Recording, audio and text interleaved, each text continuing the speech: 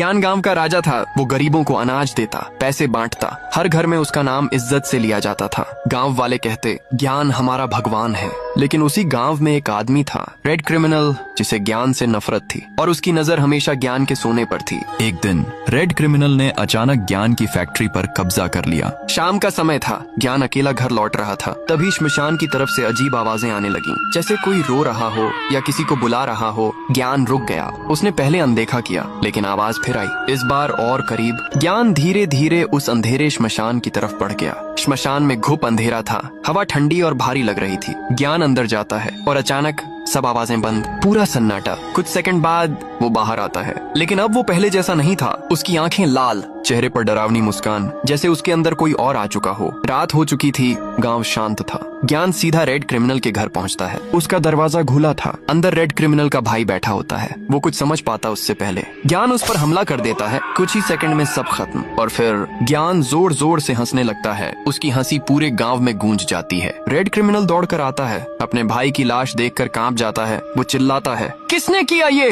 ज्ञान धीरे धीरे उसकी तरफ मुड़ता है। उसकी आंखें खून जैसी लाल, और वो कहता है, जिसका सब छीना जाता है वो सब छीन लेता है। रेड क्रिमिनल पीछे हटने लगता है। अचानक ज्ञान के पीछे एक काली परछाई दिखती है। वो श्मशान की आत्मा थी, जिसने ज्ञान के शरीर को अपना बना लिया था। असल में ज्ञान नहीं लौटा था, वो आत्मा लौटी थी और रेड क्रिमिनल उसका असली निशाना था। ज्ञान की डरावनी हंसी फिर गूंजती है और वो रेड क्रिमिनल की तरफ बढ़ता है। ज्ञान मसीहा नहीं, उस रात मौत बन गया था।